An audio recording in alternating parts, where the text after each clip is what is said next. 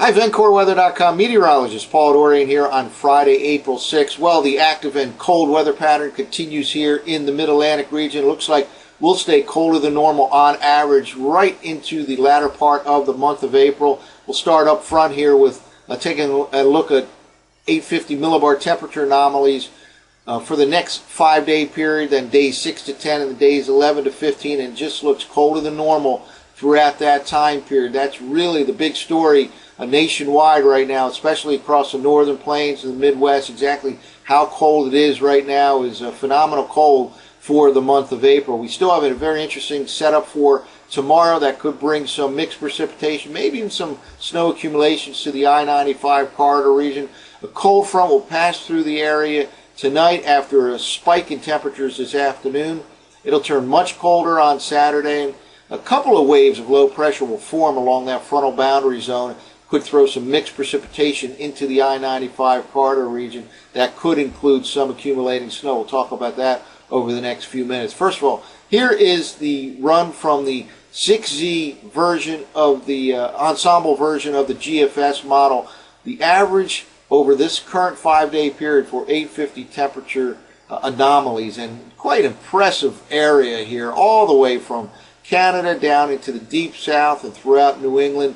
Way below normal for the next 5 days on average, and that continues into days 6 to 10. Let's jump ahead now into days 6 to 10, and you see a continuation of colder than normal all the way throughout the eastern U.S.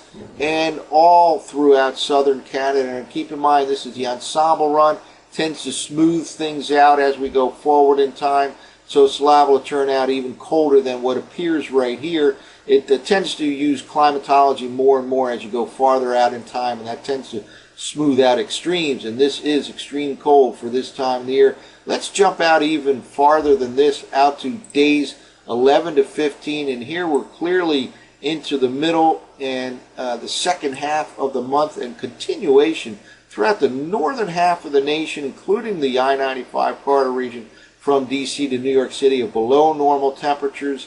Again, the coldest core to the north and west here of us, centered over the northern plains at this time. But the main point here is that this relentless cold will continue for at least another week or two throughout much of the eastern half of the nation. Well, let's get back to the short term. Again, we have a very interesting setup for late tonight and Saturday, and still many questions have to be answered. Stay tuned. There certainly are still some uncertainties about this system. First of all, right now we have some scattered rain and snow showers in the Mid-Atlantic region. There were certainly rain showers earlier this morning. For the most part, they're moving north and east of D.C., Philadelphia, still in the New York City metro region.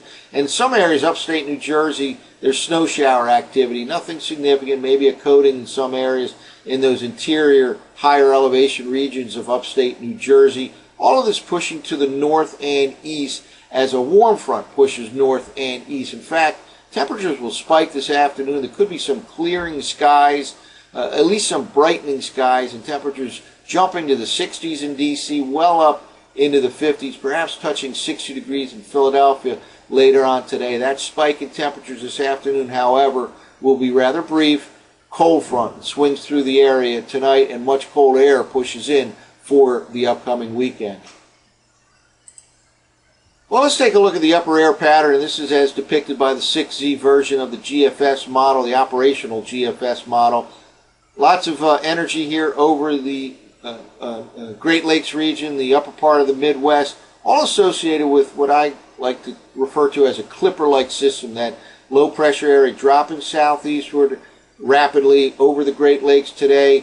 It'll head to the northeastern part of the U.S. by tonight and drag a cold front through this region. I notice a little bit of energy out here over the south central U.S. Let's now move forward here, and what happens is really multiple waves of energy in the upper part of the atmosphere by the time we get to tomorrow morning. And here we are. By tomorrow morning, that cold frontal system will be slowing down as it pushes south and east past the D.C., Philly, New York City metro region. It'll stall out across southern Virginia, North Carolina, and one or even two waves of low pressure should form along that frontal boundary zone. And The one hanging back later in the day on Saturday is the one of concern, because it is right now, it looks like it'll stay just to the south and east of the immediate I-95 corridor region from D.C. to Philly to New York City, but it won't take much of a change, a shift to the north and west, to actually produce some precipitation with that second wave later tomorrow. But as we move ahead here, yeah, a couple different waves of energy finally will, eventually will consolidate into one very deep upper level system by the time Sunday morning rolls around. Now let's take a look at some of the surface maps from last night's GFS model run. Well, here we go. As of Friday morning, Clipper-like system over the Great Lakes region continues to drop to the south and east, and it will drag a cold front through the region tonight, and that'll cause some big changes in temperatures. A spike in temperatures this afternoon, and then a big plunge in temperatures in the overnight hours. Let's move forward here. And here's that Clipper system over southeastern Canada. And this is playing an important role. We'll see exactly what develops later in the day. The stronger this system is later today, the farther to the south and east that frontal boundary zone will go.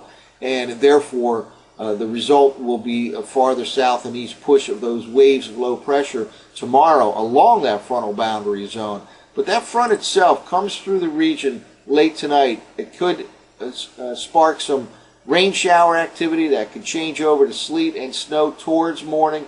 Not a big deal, but certainly there could be a batch of precipitation with that frontal system late tonight, early tomorrow morning. And a front-running wave of low pressure also will form and could throw some mixed precipitation into the I-95 corridor region early on Saturday. Here we are now, Saturday morning. Here's that first wave.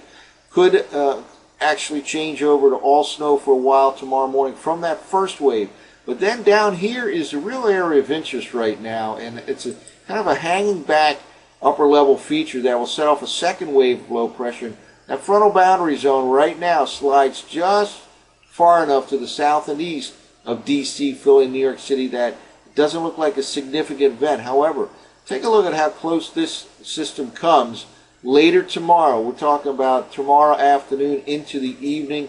Pretty strong second wave of low pressure, and again, it stays just to the south and east, maybe even pushes some snow back into the D.C.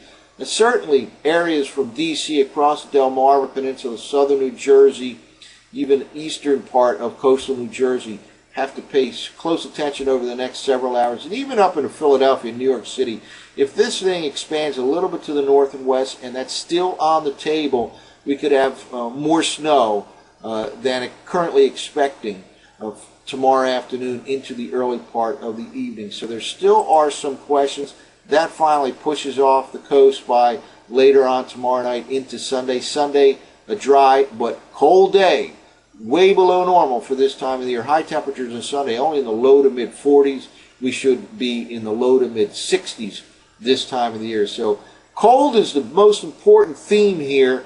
Goes forward for the next week or two, way below normal throughout much of the eastern half of the nation into the second half of the month of April. And still, many questions on tomorrow's multiple waves of low pressure.